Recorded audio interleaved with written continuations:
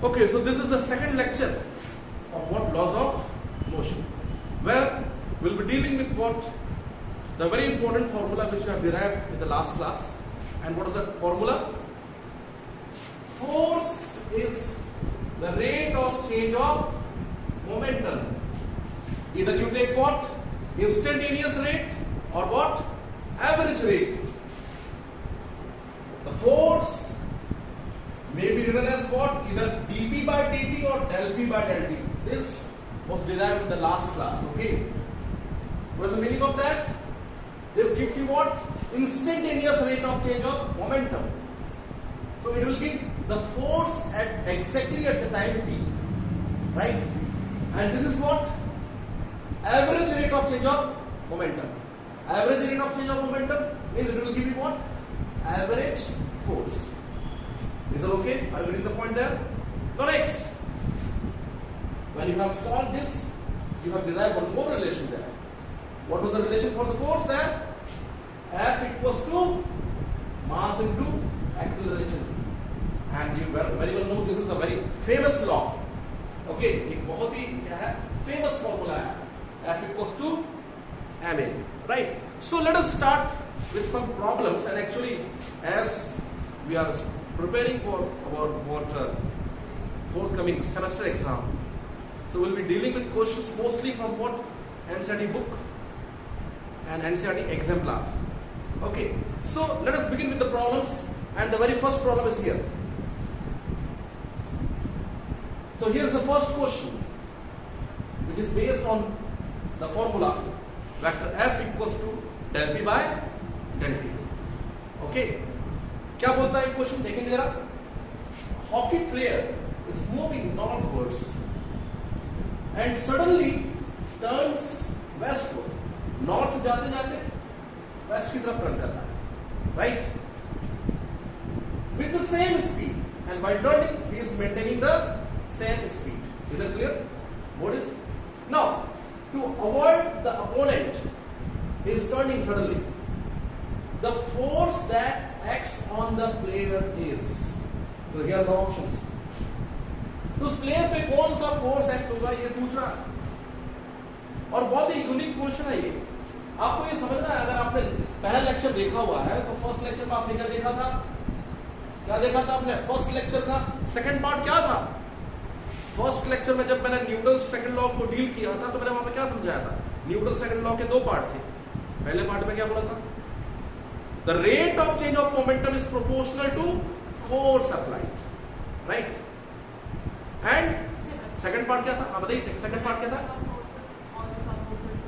Change in momentum takes place in the direction of force applied. Are you getting the point और not? तो इस Newton second law के दो part है, और जनरली जो है हम सेकंड पार्ट पे ज्यादा फोकस नहीं करते हैं. लेकिन मैं पहले ही क्वेश्चन कहां से ले रहा हूं? सेकंड पार्ट से. क्या मामला? The change in momentum takes place in the direction of force applied. Are you getting it? Change in momentum takes place in the direction of force applied. So, just see here. Earlier, the hockey player was going towards north. Okay, this way. The momentum this side, E1, towards north. Okay, this way it is north. And suddenly, he is turning towards what? West. And while turning, he is maintaining the same speed. Are you getting the point? P1, if it is the magnitude is mass into velocity, P2 has also the magnitude mass into velocity, the same speed, same velocity. The difference is what? Earlier the momentum was directed towards north, now towards what? West. So when he is turning towards west, what is happening there? There is a change in momentum. Now, in vector, you have studied that the change is always directed from initial head to final head. So here the change will be from initial head to final head. So what to do here is what? You draw momentum from this, the earlier momentum, the initial momentum towards north, then the initial momentum towards west. Right? The change will be from initial head to final head. So this is the direction of change in momentum.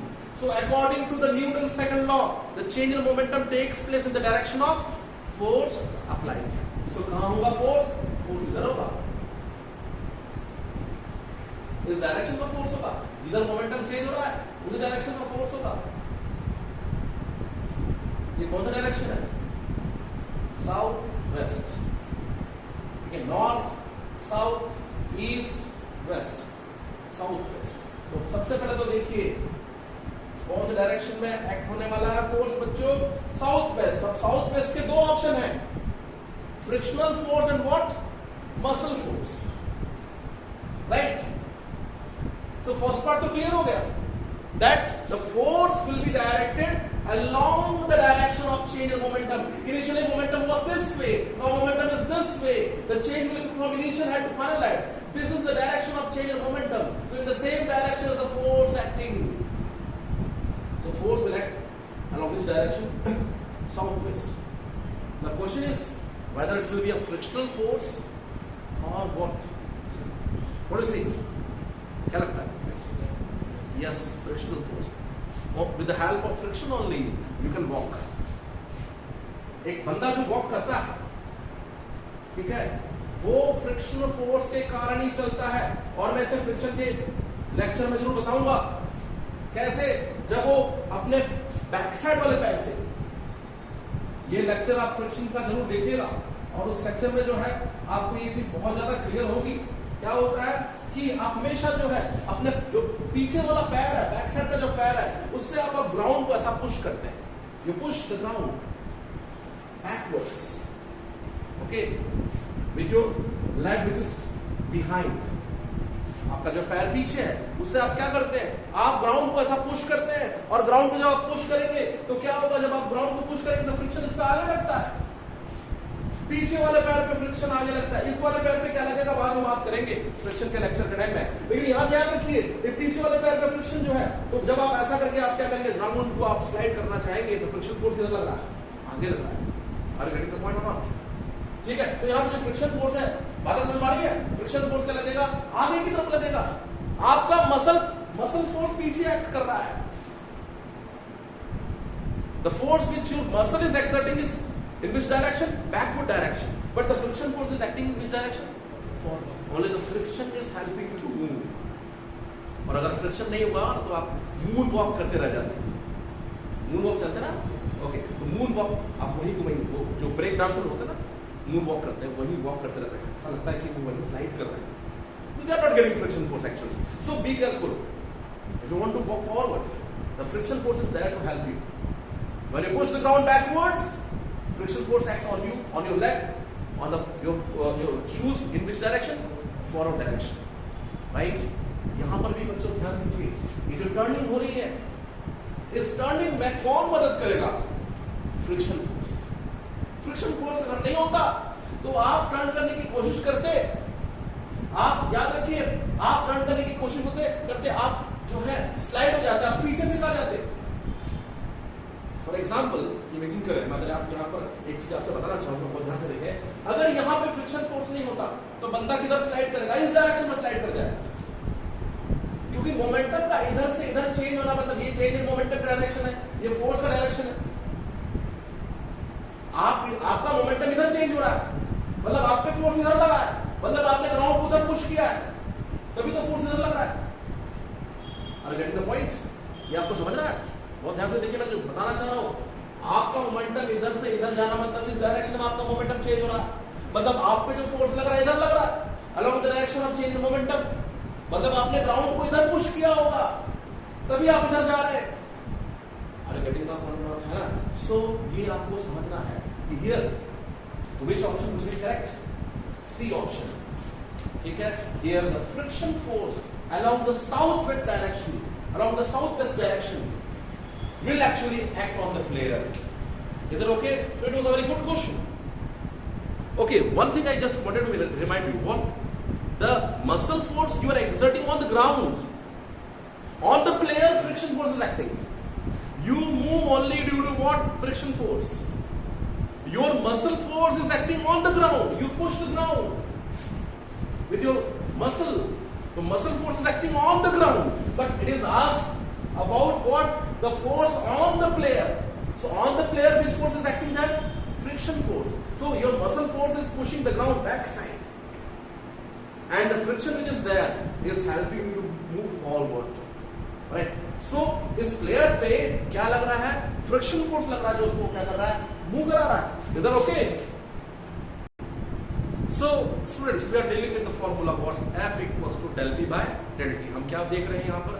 Force is equal to rate of change of momentum, and also the change in momentum takes place in the direction of force applied. जैसे कि आपने पिछले question में देखा. यहाँ पे दूसरा question है, क्या बोलता है? A force of 10 Newton acts on a body of mass 0.5 kg for what time? 0.25 second. What is the momentum now? So you better know what is the formula for force. Force is what? Del P by del T, which may be written as what? P2 minus P1, the change in momentum over time taken. Right? What force is acting there? What is the value of force there? 10 Newton. Force acting is 10 Newton. What is the initial momentum? 0. Why 0? Because particle is starting from rest. And after what time we have to see the momentum there? 0.25. Right? So, if I don't know the force is change in momentum upon time taken, when you put the values, initial momentum 0, final momentum you can obtain from here, right? So P2 is the final momentum, P1 is the initial momentum is 0, the time over which the momentum is changing is 0.25, and the force is 10 Newton. So when you multiply it this way, what will you get there? P2 equals to 2.5, right? So you may write the unit as what? Newton second or kg meter per second. Mass into velocity, kg meter per second, right? So in that way you can calculate the momentum. So what will the answer there? 2.5 Newton second.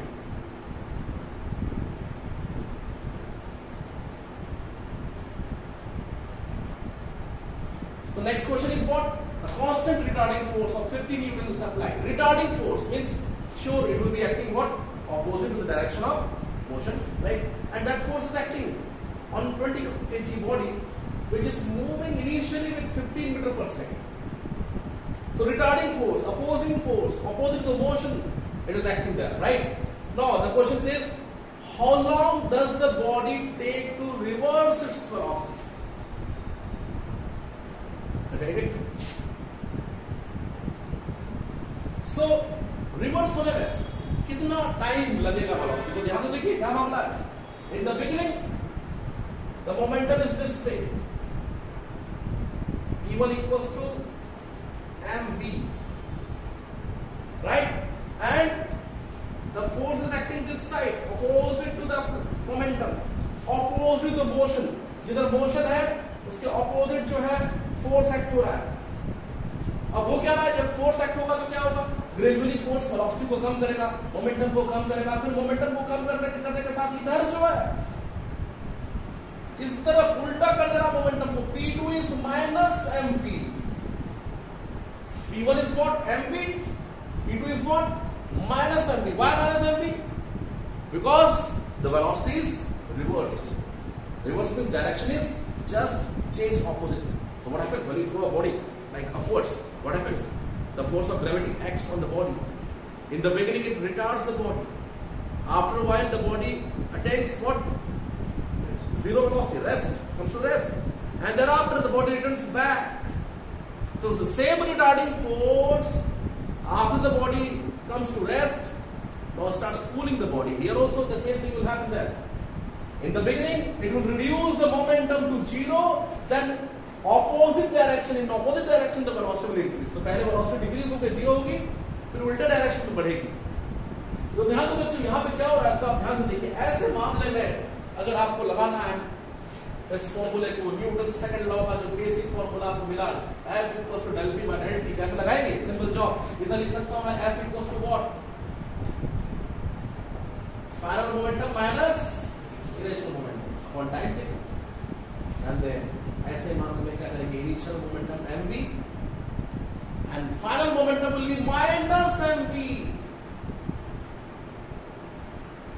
Are you getting the point or not? Why minus mv? क्योंकि direction क्या होगा, just उल्टा हो गया. जब कभी भी reverse, जैसे आप अगर स्ट्रेट ड्राइव करते हैं, स्ट्रेट ड्राइव होता है, क्रिकेट का शॉट होता है स्ट्रेट ड्राइव, उस केस में क्या होता है, जिस डायरेक्शन से बॉल आती है आप उसी डायरेक्शन में रिवर्स कर देते हैं. एमवी से आया, आपने माइनस एमवी से भेज दिया. यहां पर भी क्या हो रहा था, एमवी से आया, फोर्स लगा, ये उधर माइनस एमवी हो गया, मोमेंटम जस्ट उल्टा हो गया.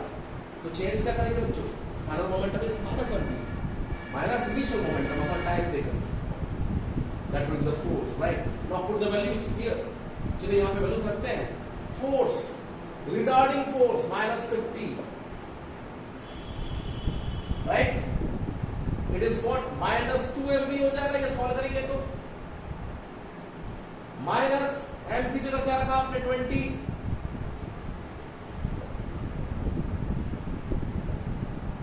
एंड वेलोसिटी क्या है, 15 by t, and from here what will be t,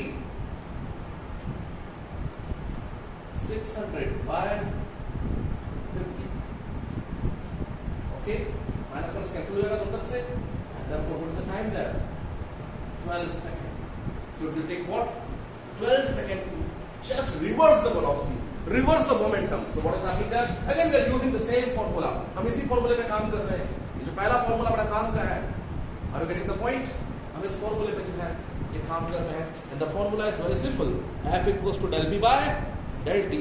ये बता रहा है कि मोमेंटम जो पहले P1 था वो P2 हुआ, और अगर आप बहुत क्लियरली देखेंगे तो पहले mv था, अब उल्टा हो गया, रिवर्स हो गया.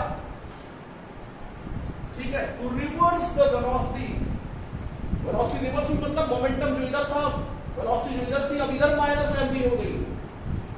इसलिए चेंज क्या है, इनिशियल मोमेंटम अगर mv है तो फाइनल मोमेंटम क्या है बच्चों, माइनस mv है. इधर ओके, और यहाँ पे जब आप वैल्यूज रख के सॉल्व कर रहे हैं आपको रिजल्ट मिल रहा है what, 12 second. So here's another good question from your book NCERT. A stream of water flowing horizontally with a speed of 15 meter per second gushes out of a tube of area of cross section that is the power minus 2 meter square and hits a vertical wall nearby. What is the force exerted on the wall by the impact of water, assuming it does not rebound? तो देखिए एक चीज यहाँ पे, भले ये भी मैंने उस पर आपको लेक्चर नहीं डिलीवर किया है, लेकिन आपको एक चीज बता दूं, force on the wall will be equal and opposite to force on the water. क्योंकि देखिए अगर आप न्यूटन सेकंड लॉ लगा रहे हैं F equals to del P by del T, तो उसका ध्यान आप रखिए क्या कि आप जो है rate of change of momentum of water देखेंगे, वाटर आके रुक रहा है. तो जब आप वाटर की मैकेनिज्म देख रहे हैं, वाटर के बारे में देख रहे हैं, तो वो वाटर पे फोर्स होगा. ये पूछा है किसके बारे में आपको क्वेश्चन में, force on the wall, right. So force on the wall must be equal to minus force on the water according to Newton's third law, action reaction, right. So force on the wall will be minus of force on the water, and what will be the force on water, चलिए निकालते हैं. Force of water क्या होगा, del P by del T of water, rate of change of momentum of water. Okay, that is, the force on water will be rate of change of momentum of water means momentum, final momentum minus initial momentum of one time t. अब देखिए वो क्या रहा है, water is not rebounding. क्या हो रहा है इधर देखिए, अगर आप इसको समझेंगे तो वो क्या रहा है actually, here is a pipe from which the water is coming out, और ये जो वाटर बस ऐसा स्प्लैश हो जा रहा है चारों तरफ, ऐसा जाके फैल जा रहा है. और जब वो कोई भी चीज फैलती है ना ऐसा जाकर, ये स्पेशली बता रहा हूँ क्योंकि 12th क्लास के लेक्चर में फिर काम आता है, तो ये ऐसा आगे जाके वाटर ऐसा फैल जा रही है, स्प्लैश हो जा रही है वॉल पे सब तरफ चारों तरफ. तो एक्चुअली वो जाके इधर भी जा रही है, इधर भी जा रही है, ऊपर भी जा रही है, तो वॉल में चारों तरफ फैल रही है. तो चूंकि कुछ पार्ट इधर गया, कुछ पार्ट इधर गया, कुछ पार्ट इधर गया, कुछ पार्ट नीचे गया, इसलिए पूरे कैंसिल होकर फाइनल मोमेंटम क्या हो जाएगा, 0. तो ये वॉल में जाके जब वो ऐसा स्प्लैश हो जा रहा है तो हम फाइनल मोमेंटम 0 लेंगे। इनिशियल मोमेंटम क्या है? तो अगर मान लो की बात m मास का वाटर v स्पीड से t टाइम में आकर टकराता है, तो आप मोमेंटम को लिख सकते हैं mv। एक चीज याद रखिए, यहां पे आपको इसको यहां जो प्रॉब्लम की ब्यूटी है, जो नया कॉन्सेप्ट वो ये है कि यहां पर m मास का वाटर आके v स्पीड से t टाइम में टकरा के अगर रुक जा रहा है, तो हम याद रखिए t टाइम में कितना मास आ रहा है, t टाइम में पाइप से जितना मास बाहर निकलेगा वही मास जाके टकरा के स्प्लैश हो जाएगा। तो हमको यहाँ पे एक चीज कैलकुलेट करना पड़ेगा, क्या मास ऑफ वाटर है क्लियर नहीं है, क्योंकि वाटर स्ट्रीम लगातार जो है वाटर भेज रहा है। तो हम कैसे देखेंगे कि कितना जो है वो what will be the mass of that water, हम ये देखेंगे कि टी टाइम में आकर कितना वाटर जो है वो आकर टकराता है और स्प्लैश हो जाता है। उसी वाटर उसी मास का ही जो है मोमेंटम 0 होगा, क्योंकि जैसे ही टकराएगा फाइनल मोमेंटम क्या हो जाएगा, चारों तरफ जा रहा वाटर, फाइनल मोमेंटम क्या हो जाएगा 0। Are you getting the point और not? Sure. So here you need to calculate what mass is coming out in t time। तो बहुत ध्यान से देखेंगे आप काम की चीज क्या। अगर वाटर की स्पीड v है तो याद रखिए बच्चों t टाइम में वो vt डिस्टेंस कवर कर लेगा। सपोज यहां से आता है t टाइम में कितना डिस्टेंस कवर कर लेगा, vt डिस्टेंस। तो याद रखिए अगर मैं यहां देखता हूं मास striking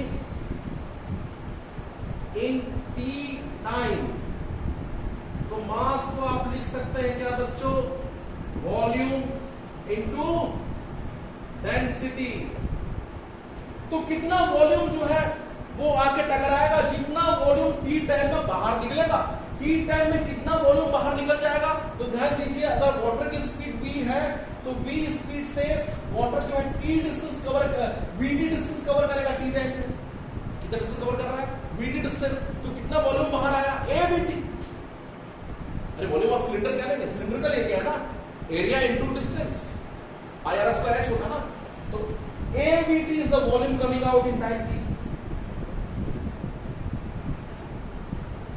and that volume into density of water rho will give you mass coming out in time t। तो यहां पे बच्चों बड़े ध्यान से देखिए, जब आप फोर्स ऑन वाटर देख रहे हैं माइनस mv बाय टी, तो आप याद रखिए m की जगह आप क्या लिखेंगे, avt रो इनटू v, ये वाला v by t, dt cancel हो जाएगा। And what will be the force on water, minus av square rho. Right? So the very important thing here is what? Here you have to focus again. The question is what mass of water is striking in t time and splashing. Right? तो जितना मास बाहर आएगा t time में उसे वही आगे टकराएगा। तो हमने क्या कैलकुलेट किया यहाँ पे, what mass is coming out in t time. So if the speed of water stream which is coming out of this tube is v, then with the speed v, this water molecules will cover a distance of vt in t time. vt time, vt distance cover कर रहे हैं t time में, तो कितना volume बाहर आया, avt।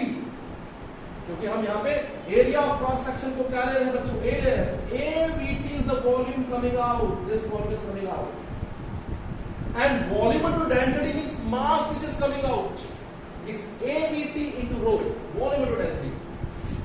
And this mass which is coming out in time t is actually the striking on the wall,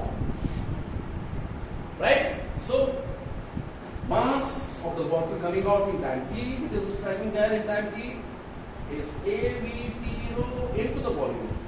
v दो बार आ गया तो av square rho by t, av square rho dt cancel हो जाएगा। This is the force acting on what? Water. So water पे ये force लगा रहे हैं, वॉल पे क्या फोर्स लगेगा बच्चों, हमको मालूम है minus av square rho, sorry minus f water, और जब माइनस माइनस क्या हो जाएगा, प्लस हो जाएगा, av square rho is the force on wall, right? तो एक चीज हमें देखिए, वाटर पे जो फोर्स लग रहा है वो नेगेटिव है। क्यों नेगेटिव क्योंकि उसका मोमेंटम जीरो हो जा रहा है। P मोमेंटम से आके मोमेंटम जीरो हो जा रहा है, ठीक है, मोमेंटम जीरो हो जा रहा है, इसलिए वो नेगेटिव आ रहा है। नेगेटिव मतलब रिटार्डिंग फोर्स लग रहा है, जिसको रोक रहा है। तो जब कभी भी मोमेंटम का रिड्यूस होना हो या मोमेंटम का जीरो होना हो या मोमेंटम का क्या हो जाना, उल्टा डायरेक्शन हो जाना हो, उस केस में रिटार्डिंग फोर्स है। ये रिटार्डिंग फोर्स लग रहा है। नेगेटिव साइन बता रहा है force on water which is negative in sign A is per rho. It tells you what?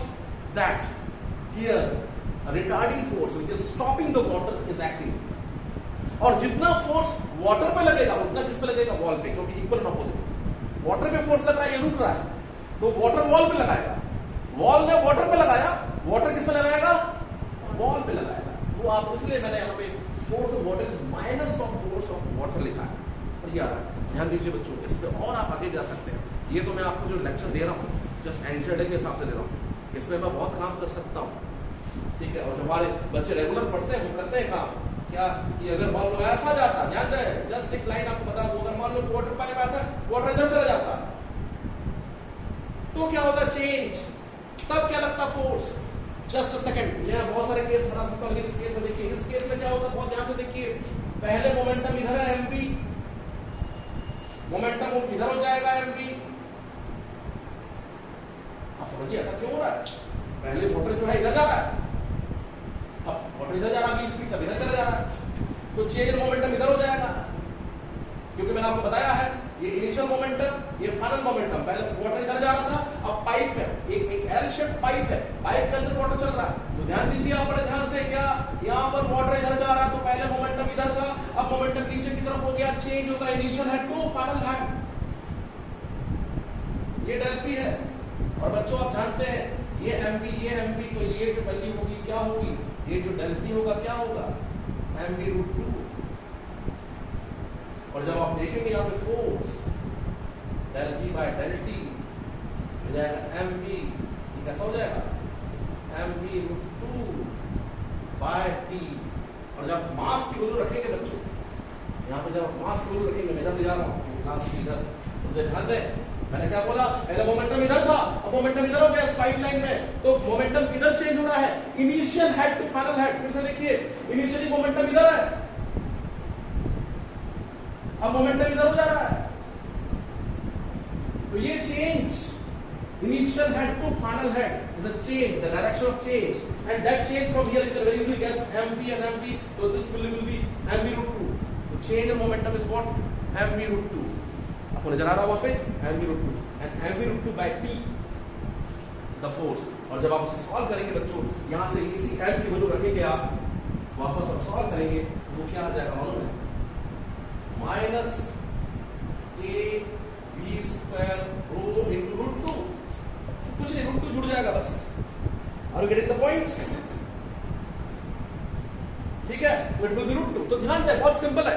अगर ये ऐसा बैंड हो रहा है, क्योंकि जाके रुकना मतलब चेंज इन मोमेंटम mv है, mv माइनस 0, समझ रहे हैं ना आप? ठीक है, जाके रुकना मतलब क्या होगा? mv minus 0। और ऐसा जाके बैंड होना मतलब क्या होगा? चेंज इन मोमेंटम mv√2 हो जाएगा, तो √2 एक्स्ट्रा जुड़ जाएगा यहाँ।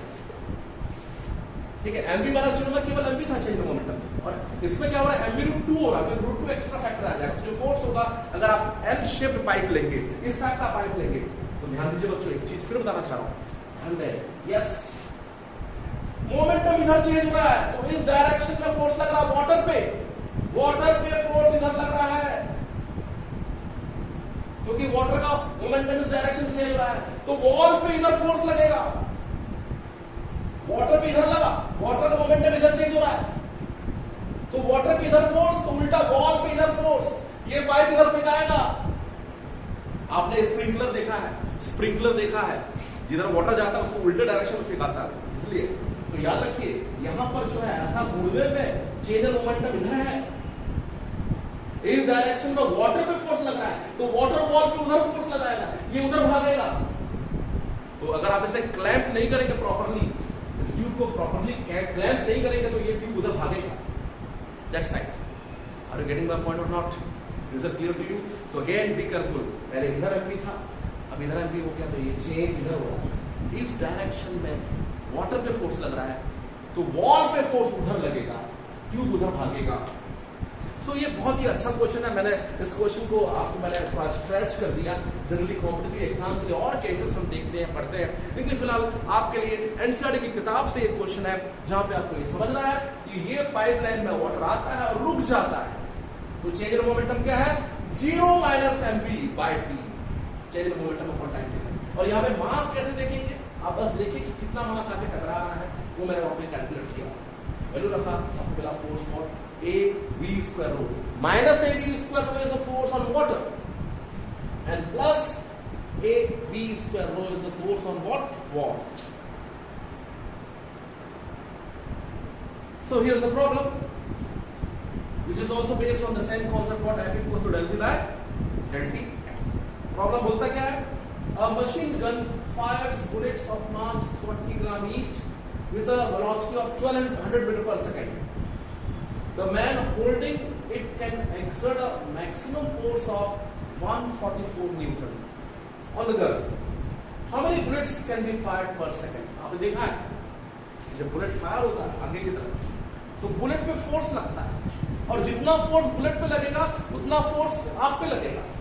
You will have to hold the gun tightly, right? आपने वाली मूवी देखी होगी मैन इन ब्लैक, और आपने देखा होगा कि हीरो ने जो है जब पहली बार फायरिंग की तो वो जाकर कहीं झाड़ी में फेंका गया था।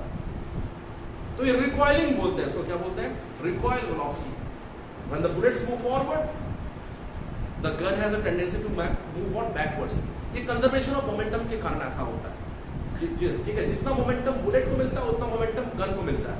Forward momentum equals to backward momentum. इस तरफ जितना फोर्स लगेगा बुलेट पे, गन पे आपको उस तरफ उल्टे डायरेक्शन में फोर्स लगेगा, इसलिए गन को टाइटली होल्ड करके रखना पड़ेगा। और होल्ड करने के लिए कितना फोर्स लगा रहा है वो?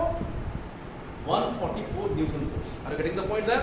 सो while firing the bullet, the force is exerted on the bullet because bullet rest से मोशन में आता है। रेस्ट से मोशन में आया मतलब क्या हुआ? बुलेट पे फोर्स लगा, और अगर बुलेट पे फोर्स लग रहा है तो गन पीछे की तरफ रिकॉइल करेगा, गन पे भी उल्टा फोर्स लगेगा। जितना फोर्स बुलेट पे उतना फोर्स गन पे, गन रिकॉइल करेगा पीछे की तरफ। You will have to hold the gun tightly, नहीं तो आपके कंधे उखड़ जाएंगे। टाइटली होल्ड करने से क्या होता है? आपकी बॉडी का पूरा मास जो है गन के साथ मिक्स हो जाता है और रिकॉइल वेलोसिटी कम हो जाती है। जब हम कंजर्वेशन ऑफ मोमेंटम के प्रॉब्लम देखेंगे तो उस पर जरूर ये बात करेंगे, आगे लेक्चर सुनाने वाला है, right? But this time we'll focus on our formula. Which formula? F equals to what? Del P by del T. Force is the rate of change of momentum. So let us find. वो क्या है यहाँ पे? देखें जरा। इसी तरह ये आपका गन है,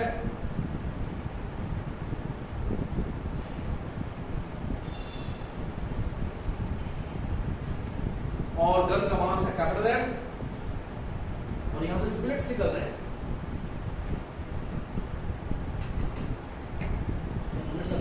रो में फंसे रहते हैं, तो बुलेट्स जो जा रहे हैं इसका मास है स्मॉल m है, और सपोज ये 20 स्पीड से आगे जा रहा है, तो ध्यान दें बच्चों, पर फायरिंग, जब एक बार फायरिंग होती है तो change in momentum of bullet पर फायरिंग क्या होगा? Change in momentum, it will be mv-0। क्यों भाई mv-0 क्यों हो रहा है? बुलेट पहले किसमें था? रेस्ट पे, रेस्ट से मोशन में आया, राइट? अगर मान लो के बाद एंड फायरिंग होती है, सो फॉर एंड फायरिंग पर second what will be the change in momentum?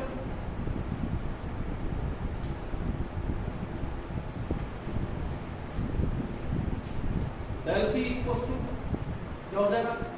nmv minus 0।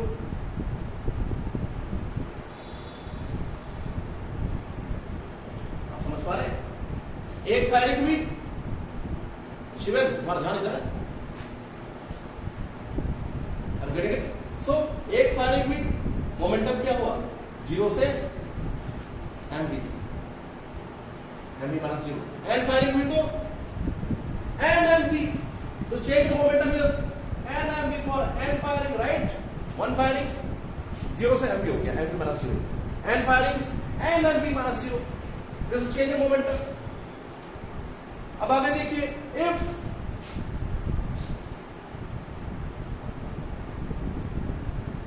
if bullets are fired in t second, then what will be the rate of change of momentum?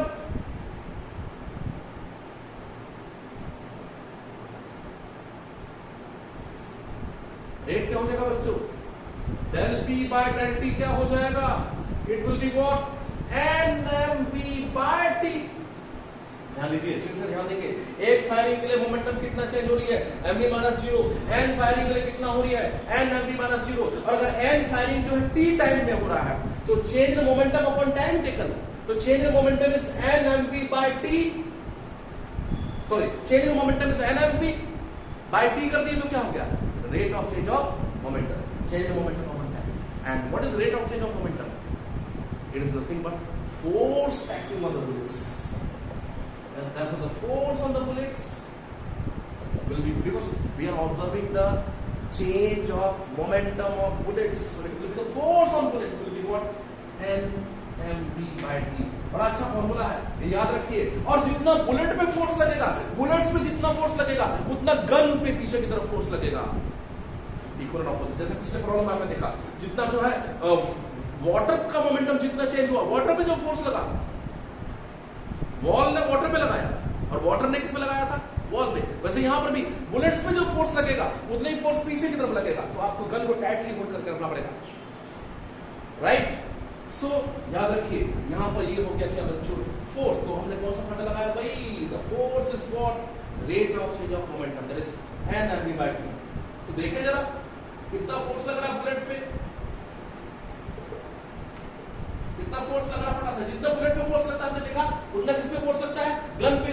तो what will the force on gun? It will be minus of force on bullets. तो दोनों की magnitude क्या होगी बच्चों? दोनों की magnitude क्या होगी? सेम होगी। तो यहां से आगे बढ़े, फोर्स ऑन गन जो होगा वो भी यही होगा, nmv by t, क्योंकि दोनों की वैल्यू क्या है? सेम। जितना फोर्स बुलेट पे लग रहा है, उतना किस पे लग रहा है? गन पे। तो ये हो जाएगा nmv by t। अब देखिए, गन पे आप कितना फोर्स लगा के रखे हैं? 144, या ठीक है। एन आपको निकालना है, कितना मास का बुलेट है? 40 × 10⁻³ ग्राम से केजी में गए, एसआई सिस्टम में 40 × 10⁻³। वेलोसिटी कितनी है? 1200।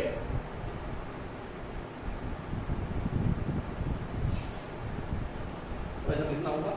144 n mass 40 × 10⁻³ v 1200 by time taken per second, क्योंकि आपको निकालना है क्या? Number of bullets fired per second. तो यहां से अगर हम इसको सॉल्व करते हैं, what will get that? N की वैल्यू क्या हो जाएगी बच्चों? 144 अपॉन 40 × 10⁻³ 1200।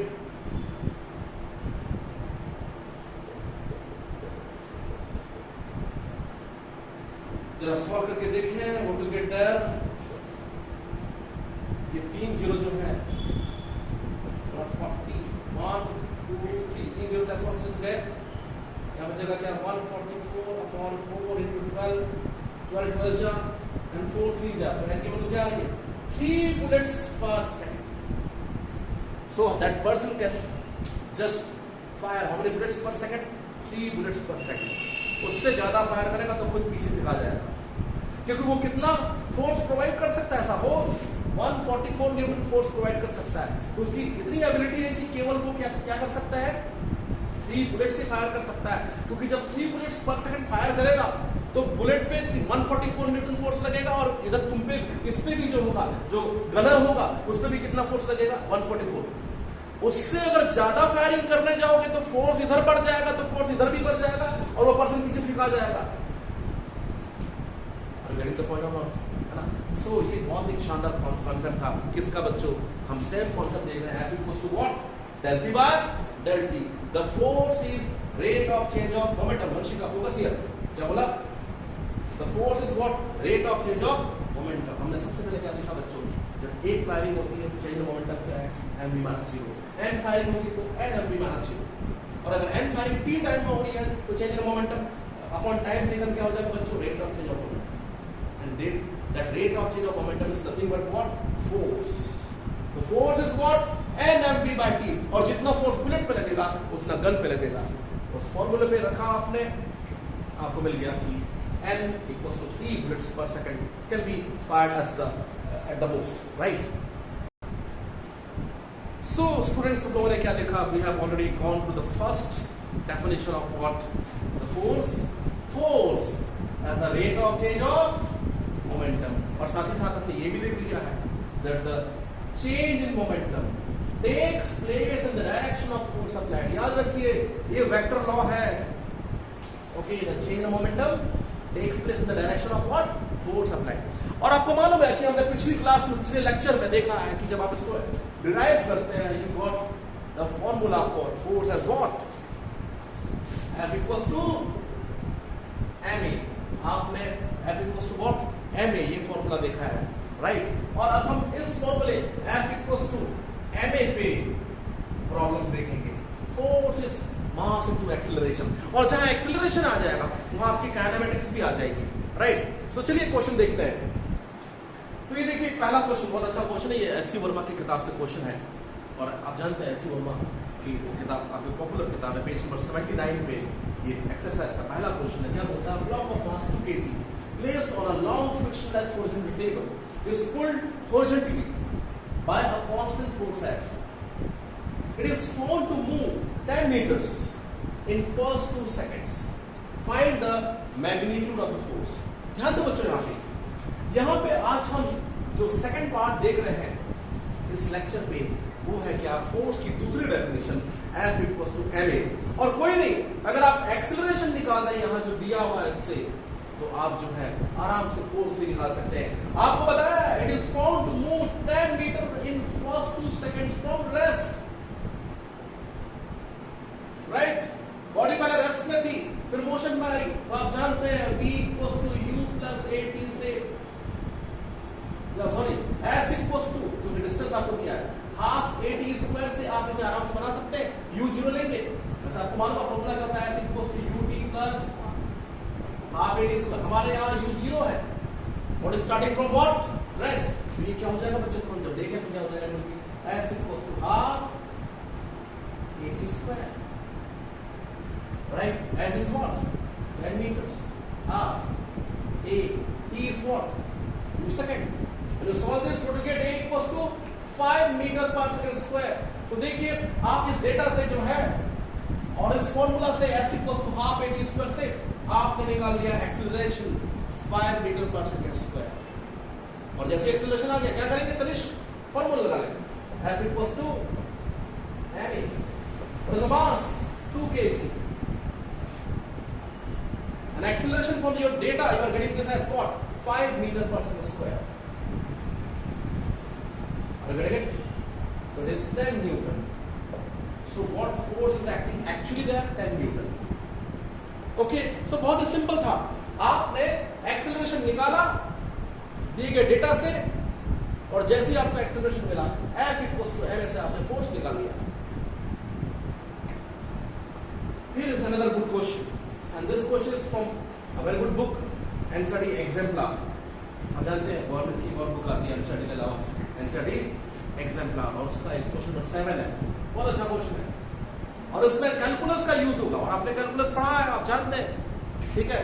पिछले क्वेश्चन में काइनेटिक्स का यूज हुआ, अभी कैलकुलस के फॉर्मूले का यूज होगा. देखिए कैसे, x आपको दिया है क्या बच्चों, pt plus qt square plus rt cube, और ये जो डेटा दिया हुआ है x, आप जानते हैं अगर मैं इस पोजीशन को x को डिफरेंशिएट कर दूं तो मुझे मिल जाएगी वेलोसिटी, और वेलोसिटी को और एक बार डिफरेंशिएट कर दूं क्या निकल जाएगा, एक्सेलरेशन. और जब एक्सेलरेशन आ गया हमारा फॉर्मूला यूज हो जाएगा. हम किस फॉर्मूले पे काम कर रहे हैं, F equals to ma. Is that okay? तो चलिए डिफरेंशिएट करते हैं. आपको x क्या दिया हुआ, let's see the x is what, pt plus qt square plus rt cube. इसलिए what will be the velocity, हमको मालूम है velocity at the time t will be what, dx by dt. Okay, differentiate करें जल्दी से, क्या मिलेगा? Velocity at the time t will be d by dt of what is the x? pt plus qt square plus rt cube, right? Direct differentiate कर रहा हूं मैं, ये मानते हुए कि आपको आता है, t का हो जाएगा 1 तो बचेगा p, t स्क्वायर का हो जाएगा 2t, तो हो जाएगा क्या? 2qt, right? डिफरेंशिएशन आपको आता है ना, श्योर? सो t स्क्वायर का 2t हो जाएगा, t क्यूब का क्या हो जाएगा बच्चों? 3t स्क्वायर, 3t 3 minus 1, आपको याद रहा ना, 3t 3 minus 1, so it will be what? 3rt square. क्या आ गई बच्चों यहाँ पर? वेलोसिटी आ गई। अब एक्सेलरेशन कैसे निकालें? एक बार और डिफरेंशिएट करें। हमको मालूम है एक्सेलरेशन क्या होता है? Acceleration at the time t is what? dv by dt। तो अगर आपको एक्सेलरेशन निकालना है, डिफरेंशिएट कर दीजिए बच्चों, क्या मिलेगा आपको? d by dt of v, what is the velocity there? p plus 2qt plus 3r square, right? Differentiate करें, क्या मिलेगा? p का 0, कांस्टेंट का डिफरेंशिएशन 0, यहां पर 2q बचेगा, t का 1 हो जाएगा, फिर ये t स्क्वायर का क्या हो जाएगा? 2t, तो हो जाएगा 6rt। ये what the point of t square का 2t हो जाएगा, t स्क्वायर का डिफरेंशिएशन क्या होता है? 2t, तो 2 into 3 6rt। so acceleration at the time t is what? 2q plus 6rt, ये एक्सेलरेशन आ गया बच्चों। और फाइनली आप लगा लें फोर्स का formula, what is the force? Mass into acceleration, right? What is the mass of the body? Mass of the body is given to you और not? क्या दिया? 2 kg, yeah, in the beginning it was there 2, and what is acceleration? 2q plus 6rt, which will give you what? 4q plus 12rt। तो ये देखिए, ये जो force है ये भी t का फंक्शन है, टाइम पे डिपेंड कर रहा है। फोर्स भी देखिए टाइम पे डिपेंड कर रहा है। आर यू गेटिंग दिस और नॉट? क्लियर है कॉन्सेप्ट यहां तक? तो मैंने देखिए पोजीशन को डिफरेंशिएट किया, वेलोसिटी को डिफरेंशिएट किया, एक्सेलरेशन, और एक्सेलरेशन से हमारा जो बेसिक फार्मूला हम जिस पे काम कर रहे हैं, F equals to ma, mass to kg, and acceleration। Now here when you put the values, बताएं जरा, q की वैल्यू क्या दी आपको? 4, तो 4 into 4 हो गया ये, प्लस 12, r की वैल्यू क्या दी बच्चों आपको? 5, और किस टाइम पे निकालना है? 2 second.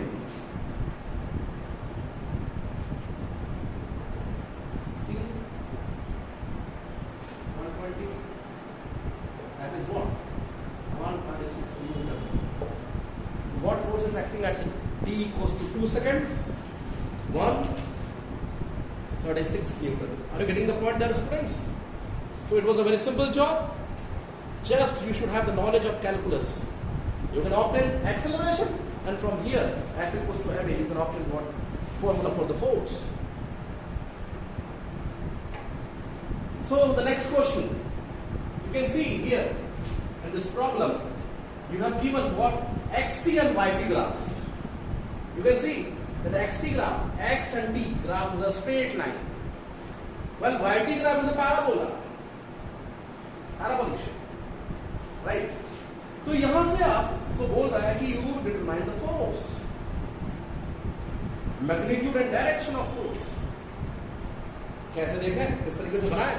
The job is simple. What to do first? आप xt ग्राफ से अगर देखेंगे तो स्ट्रेट लाइन है, और अगर स्ट्रेट लाइन है तो उसका इक्वेशन क्या होगा? x equals to, you will write what? t, t1 रखता हूं मैं, x1, t2 रखूंगा, x2। तो यहां पर जो वो स्ट्रेट लाइन है, और आपको मालूम ओरिजिन से अगर कोई ग्राफ जाता तो y equals to mx plus c होता है। c 0 है क्योंकि वो ओरिजिन से पास हो रहा, no intercept. y equals to mx, slope यहाँ पे 1, थीटा 45 डिग्री आएगा स्लोप होता है। आप जानते हैं मैथमेटिक्स के स्टूडेंट खास करके m equals to tan theta, tan 45 1, या सिंपली आप यहाँ पर देखिए उस ग्राफ को हम क्या लिख सकते हैं? x equals to t। So from this graph you can obtain what? x equal to t, और जैसे आपके पास x आ गया v क्या हो जाएगा dx by dt, v की वैल्यू क्या हो जाएगी 1, dx को bx लिखे जाना अच्छा रहेगा, वेक्टर में जानते हैं आप dx by dt, x component of velocity. वैसे ही अगर आप ax लिखना चाहेंगे एक्सेलरेशन, तो वो क्या होगा बच्चों dvx by dt। अगर vx dx by dt है तो ax क्या होगा, acceleration along x direction will be what, dvx by dt, d by dt of 1 क्या हो जाएगा 0, तो acceleration along x direction is 0। तो हमने पहले वाले ग्राफ से क्या देख लिया कि एक्सेलरेशन जो x डायरेक्शन में वो कितना है, x को डिफरेंशिएट किया vx आ गया, bx को डिफरेंशिएट किया ax आ गया। चलो देखते हैं कौन सा ग्राफ, फ्रॉम yt ग्राफ।